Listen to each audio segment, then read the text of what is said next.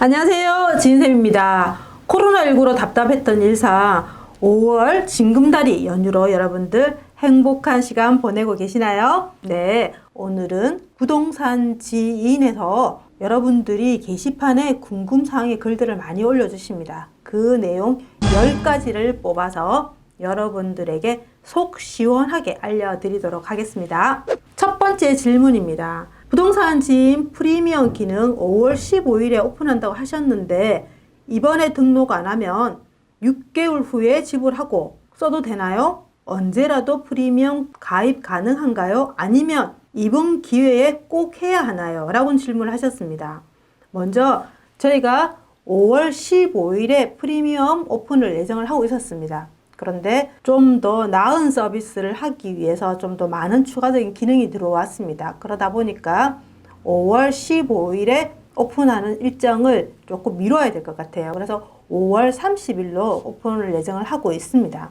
그리고 오픈을 하게 되면 여러분들이 신청을 어디서 하시는지 많이 궁금해 하시는데 저희가 5월 15일쯤에 홈페이지 메인에다가 그 내용들을 상세하게 올려드리도록 하겠습니다. 그리고 사전 접수 이벤트도 할 것입니다. 그래서 많은 관심들 부탁드리고요. 부동산 지인의 프리미엄은 저희가 작년부터 오랫동안 준비한 사이트입니다. 기존에 사용하고 있는 부동산 지인 사이트는 여러분들이 무료로 그대로 사용을 하시면 됩니다. 그런데 프리미엄 사이트는 아무래도 좀 더 많은 정보들을 압축해서 여러분들의 시간을 단축할 수 있도록 만든 사이트입니다. 여러분들 많은 관심과 응원 부탁드리겠습니다. 두 번째 질문입니다. 안녕하세요. 멀티 차트를 보다 보면 어떤 동에는 상세 거래량 카테고리에 매입자 거주지별 항목이 있고 어떤 지역은 없는데 무슨 차이인가요? 라고 질문을 하셨어요. 이 질문의 답은 먼저 매입자 거주지별이라는 지표는 한국감정원에서 제공하는 지표입니다. 근데 한국감정원에서 제공하는 이 지표인 경우는 지역 분석의 멀티 차트를 보시면 첫 번째 주요 지표가 있고요. 그 다음에 두 번째 상세 가격인데 세 번째 보면 상세 거래량이라고 있습니다. 이 거래량 카테고리를 누르시면 끝에 매입자 거주지별이라는 지표가 있습니다. 매입자 거주지별에 대한 지표는 제가 다음에 한번 상세하게 한번 찍어 보도록 하겠습니다. 오늘은 이분이 질문하신 거는 뭐냐면 동 단위의 상세 거래량에서 매입자 거주지별 지표가 없더라는 거죠. 어떨 때는 있고 어떨 때는 없느냐라는 질문을 하신 것 같아요. 그런데 한국감정원의 매입자 거주지별의 이 지표는 특강도, 시군구 요 단위에서만 제공합니다. 그러니까 동 단위에서는 매입자 거주지별 거래량이 없다라는 거죠. 그래서 여러분들이 예를 들면 제가 살고 있는 부산을 한번 살펴보겠습니다. 부산시에 2020년 5월 달에 거래된 이 거래량이 지역 내 사람들이 거래를 했는지 안 그러면 지역 외 사람들이 거래를 했는지 서울 사람들이 거래했는지에 대한 데이터를 제공해주는 지표입니다. 그러다 보니까 부산 전체의 거래량과 그리고 부산 안에서도 뭐 구 단위들이 있죠. 예를 들면 뭐 동래구, 해운대구, 수영구 이런 구 단위에서는 매입자 거주지별 데이터를 제공합니다. 그런데 구 단위 안에 있는 동 단위 예를 들면 해운대구 자동, 해운대구 우동 이런 지역의 매입자 거주지별 데이터는 제공하고 있지 않습니다. 그래서 이분 같은 경우도 시군구에서 매입자 거주지별 데이터를 보셨는데 동 단위에 들어가니까 없더라. 어떨 때는 있고 어떨 때는 없냐라고 질문을 하신 것 같아요. 그래서 매입자 거주지별 거래량은 특강도, 시군구 요 두 단위 지역에서만 제공한다라는 걸 참조하시면 될 것 같습니다. 그리고 한국감정원에서 제공하는 매입자 거주지별 이 거래량은 신고일 기준입니다. 부동산 지인에서 제공하는 거래량은 계약일 기준입니다. 조금 차이가 있습니다. 뒤에 그 부분을 좀 보충 설명하도록 할게요. 다음은 질문 3. 안녕하세요. 부산 영도구 복내동에 거주하는 사람입니다. 우리 동네 시세 가격이 없습니다. 왜일까요? 라는 질문을 하셨어요. 이분 같은 경우는 부산 영도구 복내동에 사시는 분이십니다. 제가 좀 쉽게 설명하기 위해서 지도를 화면을 띄워놨는데 보시면 아시겠지만 이게 폴리곤 형태에 되어 있는 이 부분이 부산 영도구 복내동입니다. 근데 복내동에는 아파트가 몇 개가 있나요? 아이콘 하나 보이시죠? 이 아파트 하나가 있습니다. 하나가 있고 그리고 새로 이제 아파트가 지어지는 아파트 노란색은 입주 예정이죠. 입주 예정은 뭐예요? 아직 입주하지 않은 아파트인 거죠. 보시면 부동산 지인의 시세는 실거래가를 기반으로 만듭니다. 그러다 보니까 세대수 표준지가 1000세대 미만인 경우에는 표본수가 좀 작다 보니까 제공하지 않습니다. 예를 들면 어떤 경우가 있냐면요. 그 지역에 아파트가 하나밖에 없어요. 예를 들면 봉래동에는 이 아파트가 하나밖에 없는데 이번 달에는 좋은 동과 좋은 층이 거래가 돼서 가격이 비싸게 신고가 되었습니다. 그런데 그 다음 달에는 1층 선호하지 않는 동과 1층에 못난이가 거래가 됐습니다. 그러면 갑자기 몇 천이 가격이 떨어진 것처럼 보인다라는 거죠. 그러면 어떨까요? 그 아파트의 가격이 떨어졌나요? 그렇지는 않습니다. 표본이 작다 보니까 못난이 아파트와 그리고 선호하는 아파트의 가격이 차이가 있을 뿐인데 가격이 떨어진 것처럼 보이기 때문에 이런 현상들을 저희가 막기 위해서 그 동의 시세가 1000세대 정도는 되어줘야만이 저희가 시세를 제공합니다. 그러다 보니까 이분이 질문하신 부산시 영도구 봉래동에는 아파트 단지가 하나밖에 없었습니다. 그리고 그 아파트 세대가 1000세대가 되지 않았어요. 그러다 보니까 저희가 시세를 제공하지 않았고, 그런데 이 봉래동에 보니까 봉래 1구역 주택 재개발이 이루어지고 있습니다. 그런데 2021년 4월에 1152세대가 입주를 합니다. 그러면 세대가 입주를 하게 되면 봉래동은 1000세대가 넘어지겠죠. 그러면 2021년쯤에는 시세를 제공할 수 있겠죠. 표본 아파트가 너무 작은 지역 같은 경우는 저희가 시세 제공을 하고 있지 않다라는 것을 말씀드리고 싶어요. 네 번째 질문입니다. 아파트 거래량은 매매, 임대로 구분해서 표시되던데 한국감정의 거래량과 부동산 지인의 거래량의 차이가 나는데 데이터 소스에 대한 질문입니다. 라고 말씀하셨어요. 앞에서 우리가 매입자 거주지별에서도 제가 한국감정원은 신고일 기준이라고 말씀을 드렸죠. 그래서 집계 방법이 조금 다릅니다. 기준이 다른 거죠. 보시면 실거래 집계 방법을 한번 살펴볼 건데요. 기준은 부동산 지인 같은 경우는 계약일 기준으로 집계를 하고 있고요. 그리고 한국감정원 같은 경우는 신고일 기준으로 집계를 하고 있습니다. 우리가 앞서 이 의무기간 60일에서 30일로 줄어들었죠. 30일 기간 동안 중개사님이 신고를 합니다. 뭐 인터넷으로 신고하기도 하고 직접 이제 지자체에 가서 신고하기도 하는데, 신고하시는 날로 집계를 하느냐, 안 그러면 신고하는 그 물건의 계약일 기준으로 집계하느냐, 이 두 가지 방법의 차이가 있는 거죠. 그래서 부동산 지인 같은 경우는 계약일 기준으로 한다라고 보시면 돼요.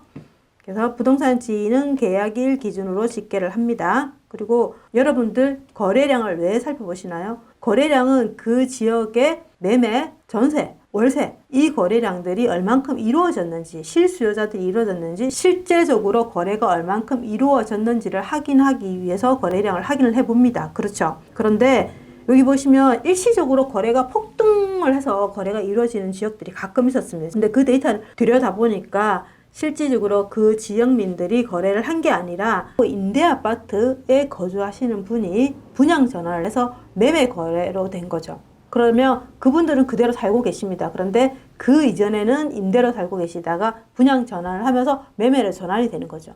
그러면 한두 달 상간에 한 아파트에서 거래량이 거의 300~400개씩 막 이루어집니다. 그러면 그 지역의 거래가 많이 이루어진 건가요? 그렇지는 않은 거죠. 그러다 보니까 부동산 지인에서는 분양에서 매매로 전환된, 분양 전환되는 이런 데이터들은 필터링을 합니다. 그리고 두 번째로는 법인 간의 거래도 저희는 필터링을 합니다. 그래서 정상적인 거래가 아닌 경우는 집계에서 제외한다라고 보시면 돼요. 임대 분양 전환하는 경우 지역의 실거래량이 증가한다고 볼 수 없기 때문이라고 앞서 말씀을 좀 드렸죠. 그래서 다시 한번 정리해보면 부동산 지인에서 집계하는 거래량의 집계 방법은 계약일 기준이다. 한국감정원에서 집계하는 방법은 신고일 기준이다. 라는 걸 말씀을 드리고 싶습니다. 다섯 번째 질문입니다. 제공되는 자료 중 평당가 기준이 궁금해서요. 아파트별 실제 공급 면적 기준인지, 호가인지, 실거래가 기준인지, 실거래가라면 기관은 어떻게 데이터하는지 궁금합니다. 라는 질문을 하셨어요. 이분 같은 경우는 그래도 부동산 지인의 시세를 조금 아시는 분인 것 같아요. 어떤 분들은 부동산 지인에서 제공하는 시세가 KB 시세로 잘못 알고 계신 분들도 많으시거든요. 조금 설명을 드려볼게요. 제공되는 자료 중 평당가의 기준은 어디인가요? 말씀을 하셨는데 밑에 그림을 제가 보여드릴 건데 여기 보면 여기 부산 남천동입니다. 남천동에 아파트가 있습니다. 아파트에 요 평당 가격이 나와 있는 이런 아파트들 있죠. 이런 아파트 같은 경우는 시세가 있는 아파트입니다. 시세가 있는 아파트고 시세가 없는 아파트를 제가 이렇게 체크박스를 표기를 했습니다. 그러면 뭐 입주 예정 아파트 같은 경우는 당연히 시세가 없겠죠. 그리고 초록 색깔은 뭐냐면 신축 아파트인 거죠. 5년 미만인 아파트. 그리고 이 아파트 신축이 그리고 이 아파트 같은 경우 오래된 아파트인데 거래가 거의 없다라고 보시면 되겠죠. 그리고 3익타마 아파트 20평대 같은 경우도 지금 시세가 없습니다.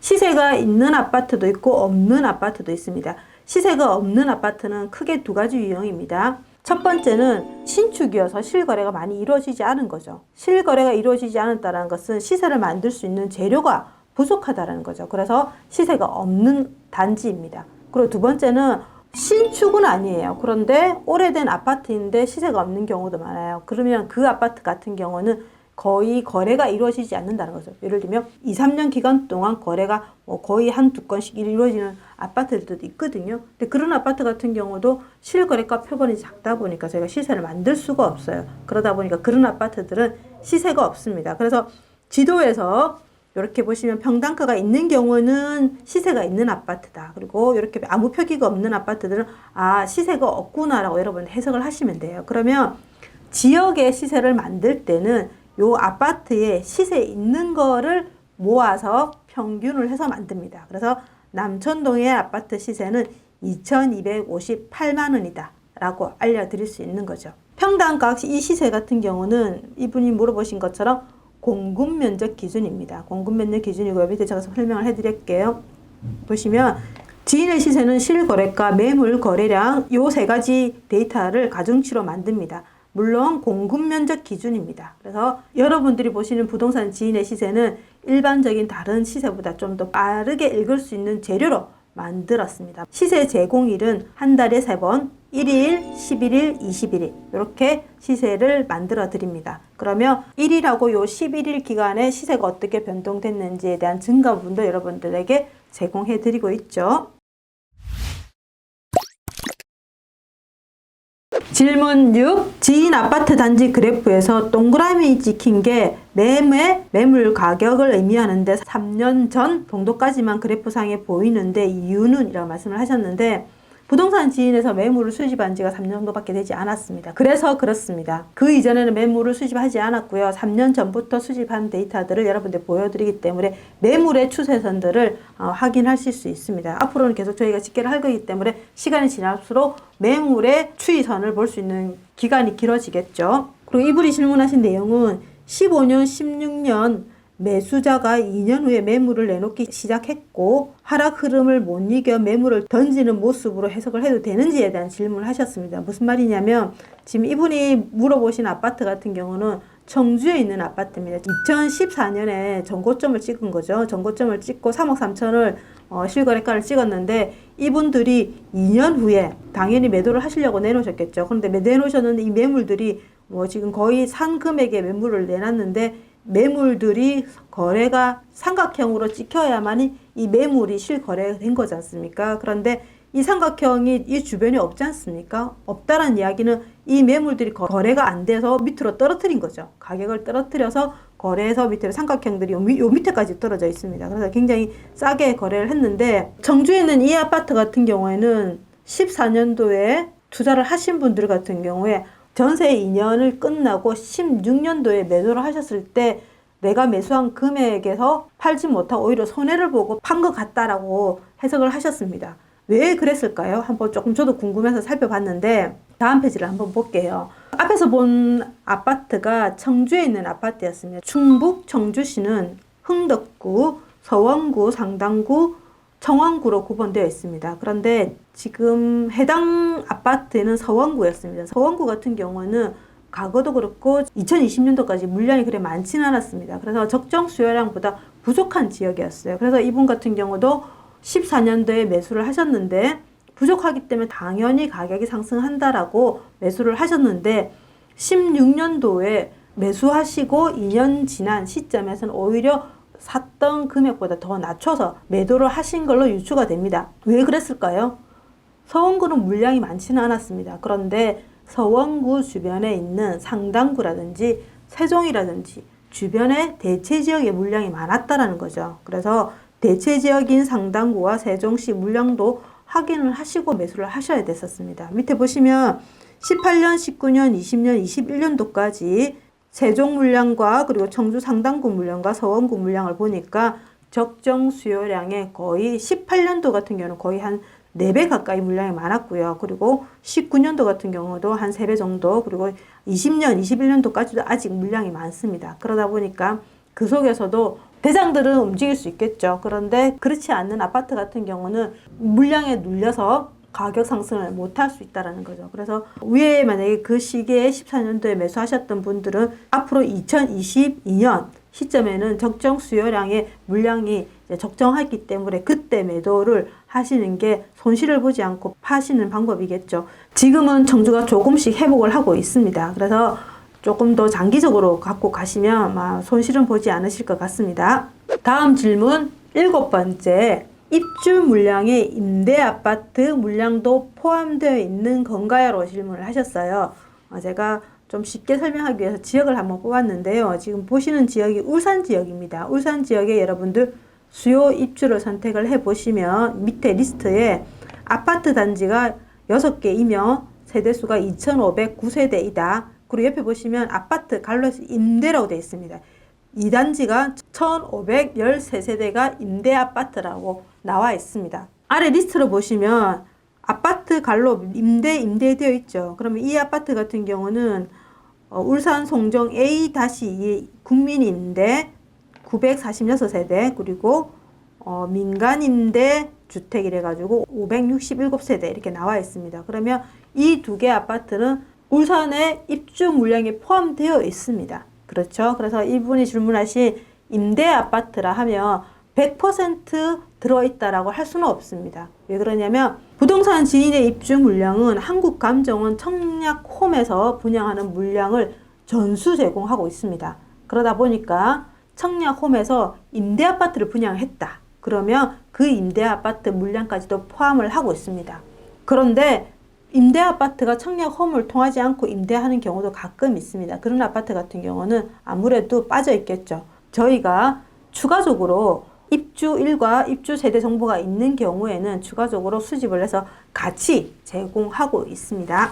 참조하시면 될 것 같습니다. 8번째 질문. 시장 강도를 보다가 궁금한 점이 있어서 문의드립니다. 제가 명지 신도시에 관심이 생겨서 자주 보고 있는데요. 명지동 시장 강도에 포함되는 아파트는 아파트 목록에 시세 정보가 있는 아파트인가요? 예를 들면 부동산 지인에서 현재 볼 수 있는 시장 강도는 입주한 지 얼마 안 되거나 입주를 앞두고 있는 부영, 포스코의 시장 강도가 포함되어 있는가요? 라고 질문하셨는데 이분의 질문을 정리를 해보면 시세 제공되지 않는 아파트도 시장 강도에 포함이 되어 있는지를 질문하신 것 같아요. 그러면 하나씩 설명해 보겠습니다. 시장 강도, 부동산 지인의 주요 콘텐츠이기도 하죠. 그래서 시장 강도로 시장이 하락시장인지 그리고 상승시장인지를 구분할 수 있는 지표입니다. 그러면 시장 강도는 뭘로 만들었을까요? 맞습니다. 시세로 만들었습니다. 시세로 시장 강도를 만들었는데요. 그러면 제가 시세를 한 달에 3번 만든다 말씀을 드렸죠. 1일, 11일, 21일. 그럼 요 기간 동안에 가격의 변동폭이 있을 겁니다. 이 변동폭을 저희가 시장 강도를 만드는 거예요. 그러면 시세가 없는 아파트, 제가 앞에서 말씀을 드렸죠. 신축이어서 실거래가 없는 아파트이거나 입주 예정 아파트 같은 경우는 실거래가가 안 되어 있으니까 당연히 시세가 없겠죠. 그러면 이런 아파트 같은 경우에는 시세가 없습니다. 시세가 없다 보니까 시장 강도를 만들 때 이 아파트는 포함이 되어 있지 않습니다. 그래서 여러분들은 그 지역을 살필 때 그 지역의 아파트가 시세가 있는지 없는지를 살펴보시고 아이콘에 값이 없다. 그러면 시세가 없구나 라고 생각하셔. 이 아파트는 시장 강도에서 빠졌구나. 그렇게 보시면 됩니다. 시세가 없는 아파트는 당연히 시장 강도에 반영이 안 됩니다. 질문하신 아파트 같은 경우는 신축 아파트여서 아직 시세가 없습니다. 한번 볼까요? 명지동 같은 경우에 평당 가격이 1,113만 원입니다. 1,113만 원인데 지금 명지동의 아파트들을 이렇게 보여주고 있는데 그 속에서 이렇게 평당 가격이 들어가 있는 아파트들 있죠. 이런 아파트들은 시세가 있는 거예요. 그런데 이렇게 지금 아무 가격이 없는 것 같은 경우는 시세가 없는 아파트인 거죠. 그러면 입주 예정 아파트, 이런 아파트들은 당연히 시세가 없으니까 시장 강도에 포함되어 있지 않다라고 보시면 됩니다. 9번째 질문입니다. 부동산 지인에서 제공되는 데이터의 출처와 업데이트 주기는 어떻게 되나요? 라고 질문을 하셨어요.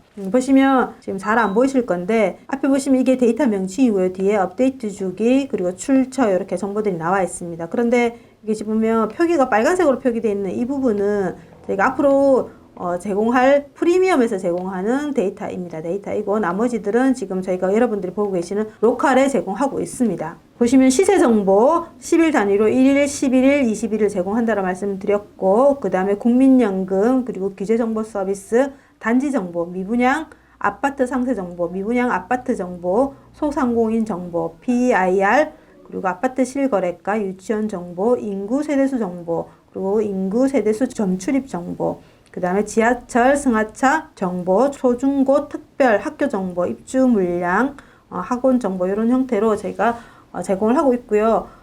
옆에 업데이트 주기도 매일 업데이트하는 물량도 있고요. 그리고 주 단위로 그 다음에 월 단위로 제공하는 것들을 이렇게 구분해서 표기를 해놓고 있습니다.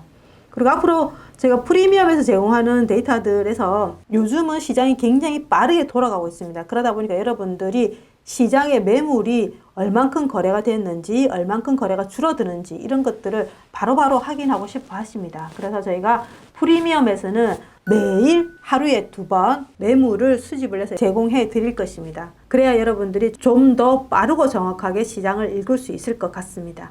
많은 기대 부탁드리겠습니다. 마지막 10번째 질문. 안녕하세요. 이제야 부동산에 관심을 갖기 시작한 불인입니다. 혹시 강의 신청은 어디서 어떻게 하나요? 라고 질문을 하셨어요. 저도 이 질문을 보고 가슴이 좀 답답합니다.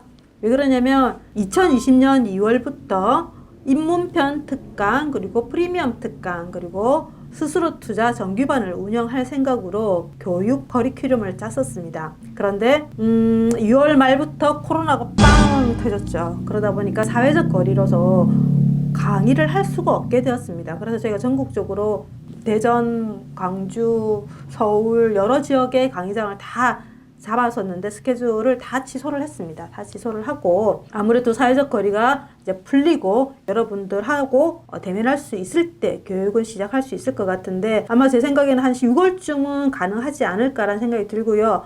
그래서 그 기간 동안 제가 여러분들을 못 만나니까 이렇게 유튜브로 여러분들 영상으로 소식을 전해드리고 정보를 전해드리고 있습니다. 그래서 오프라인 강의에서는 1단계는 입문편 특강, 그리고 2단계에는 프리미엄 특강, 그리고 3단계에는 스스로 투자 정규반, 이렇게 3가지 이제 커리큘럼을 구성을 하고 있는데요.